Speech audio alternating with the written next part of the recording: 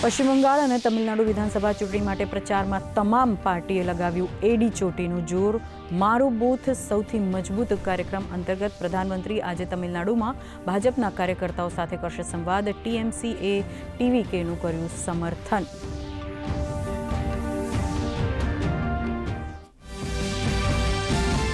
રાષ્ટ્રપતિ દ્રૌપદી મુર્મુ આજથી 2 દિવસ ગુજરાતના પ્રવાસે. આજે રાજકોટ એમ્સના દીક્ષાંત સમારંભમાં થશે સામેલ. આવતીકાલે ડોક્ટર બાબા સાહેબ આંબેડકરની જન્મજયંતિ નિમિત્તે ગાંધીનગરમાં આયોજિત કાર્યક્રમમાં લેશે ભાગ. રાષ્ટ્રીય રક્ષા યુનિવર્સિટીના દીક્ષાંત સમારંભમાં રહેશે ઉપસ્થિત.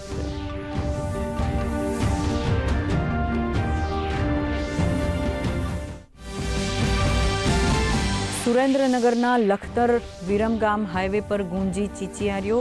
કાળમુખો ટ્રક દર્શને જતા સંઘ પર ફરી વળતા 5 મહિલા અને 2 પુરુષ સહિત 7 લોકોના મોત. રાજકોટના મુંદવા પરિવારના લોકોના મોતથી પરિવારમાં શોકનો માહોલ.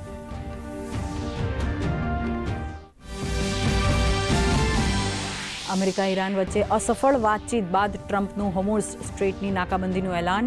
ઈરાને ટોલ ચૂકવનારા તમામ જહાજોને રોકવા અને તપાસના આપ્યા નિર્દેશ. ઈરાની પણ જવાબી કાર્યવાહીની ચેતવણી.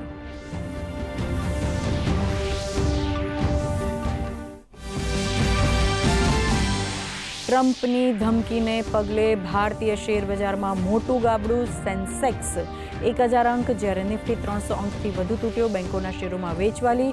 સોનું 1000 જ્યારે ચાંદી 5000 થયું સસ્તું.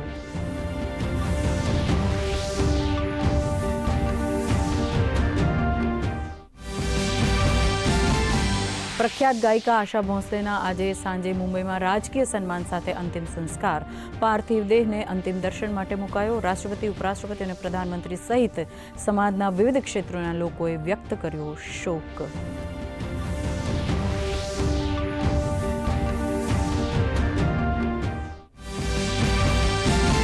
રાજ્યમાં કાળઝાળ ગરમીનો પ્રકોપ. અનેક શહેરોનું તાપમાન 40 ડિગ્રીને પાર. 41.7 ડિગ્રી તાપમાન સાથે રાજકોટ સૌથી ગરમ શહેર.